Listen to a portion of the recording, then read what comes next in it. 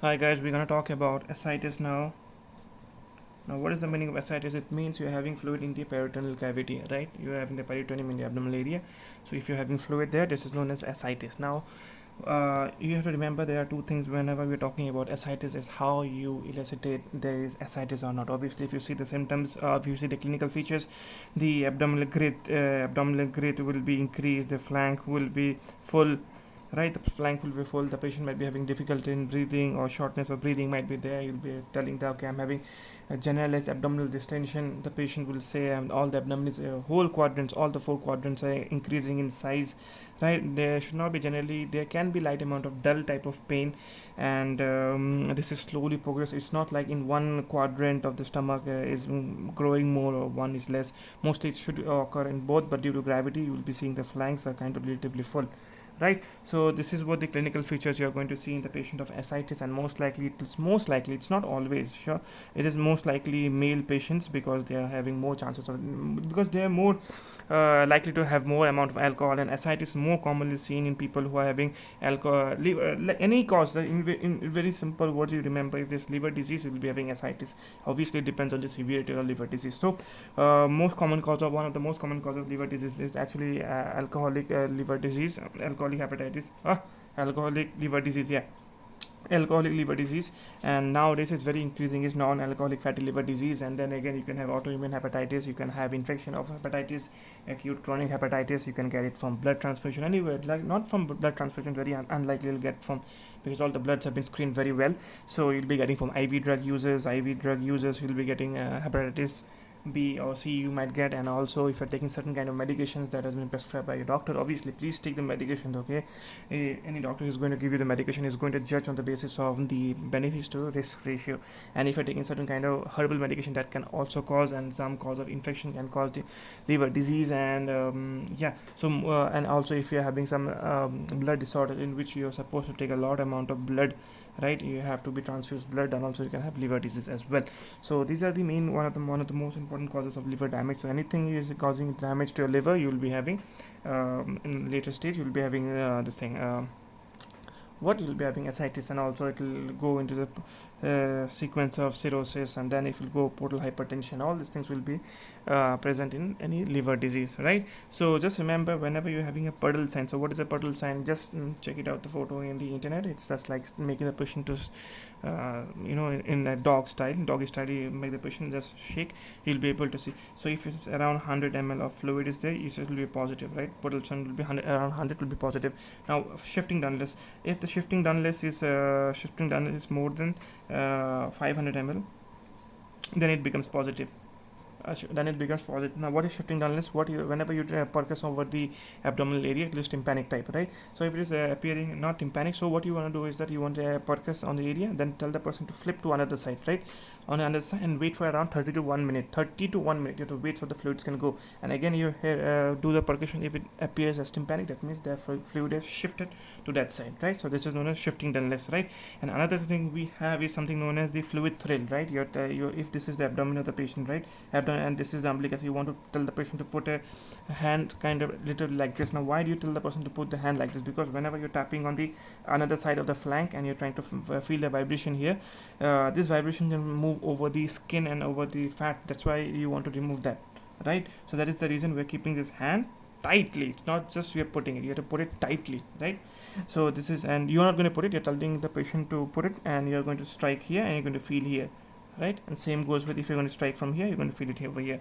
But remember, this fluid thrill is not very accurate. It depends. You cannot say if the fluid thrill is positive or negative, how much amount of fluid is there, because it depends on the this thing, size of the patient.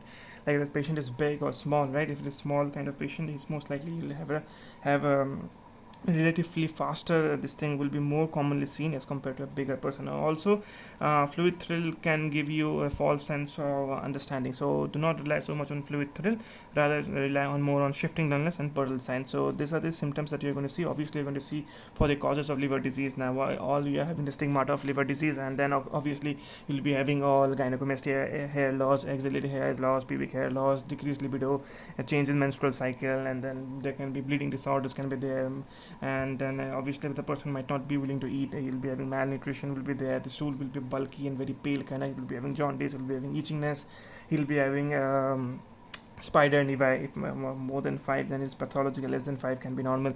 Spider nevi on the around the chest area, right? So these are the signs you have to see here. Now once you do this here, now you want to do the tapping, right? You're going to do the tapping. So this is known as paracentesis. Now once you do the paracentesis, you're going to do in two fashion, right? You're going to do in two fashion. That is known as how you're going to do it. It's known as SAAG. This is known as serum albumin ascites gradient. Serum albumin is a protein, ascites gradient. Right now you're having, if the value here is less than or equal to 1.1 gram per dl, I'm very sorry, it is more than this, and if it is less than 1.1 gram per dl, right? So it is very important. So what happens is this, again you have to divide. You can't directly say okay, this is this or that, right? Remember, whenever you talk about this, you are going to see here ascites protein, right? Ascites protein and ascites protein in both sides. So ascites protein.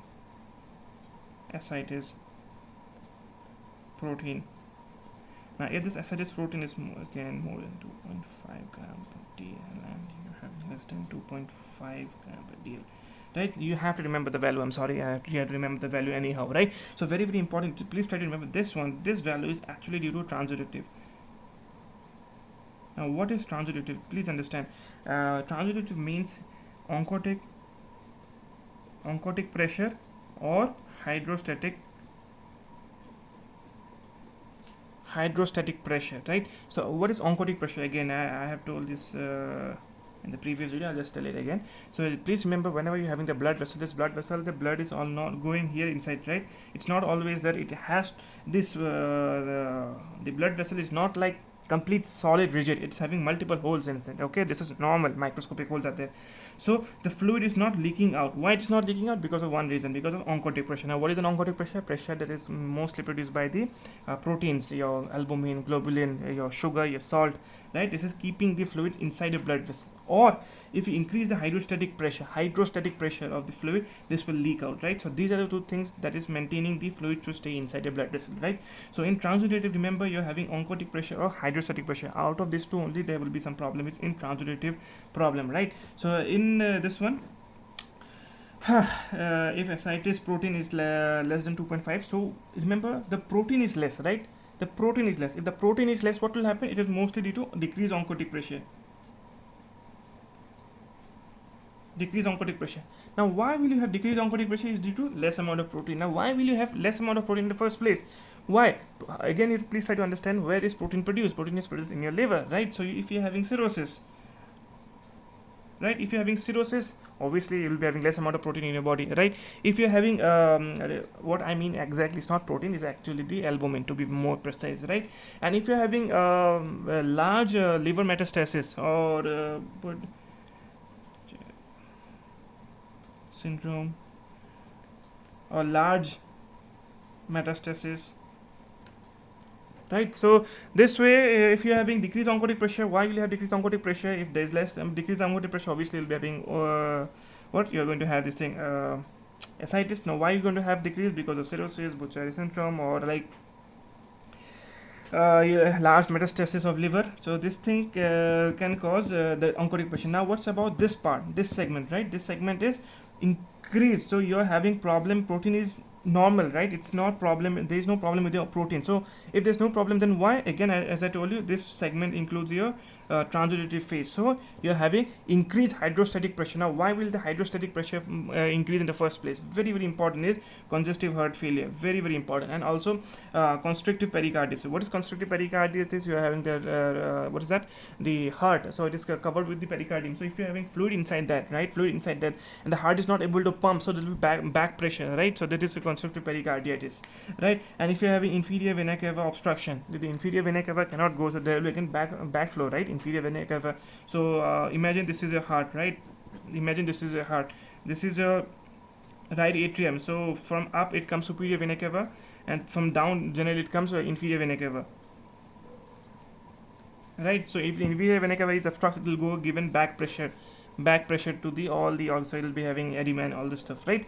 So inferior vena cava obstruction is there, or if you're having sinusoidal obstruction, right? It's very very important. And also, as I told you, if it is in, this one is in late condition, no? Late Budd-Chiari syndrome. If it is in early, you can also have this, right? But very very important, please remember congestive heart failure and constrictive pericarditis and inferior vena cava obstruction, right? uh, that's all. So once your inferior vena cava obstruction is done, now talking about the exudative phase. Now this is right, very very important. Now what you're going to see here is this is very very important, is tuberculosis. Please do not forget tuberculosis, very very very common. And then ovarian cancer, ovarian cancer, very very, and in short you can write peritoneal cancer if you're having cancer, right? And if you're having leak in the biliary, like biliary leak is there. Or very very important, and one more thing you guys have to remember is nephrotic syndrome.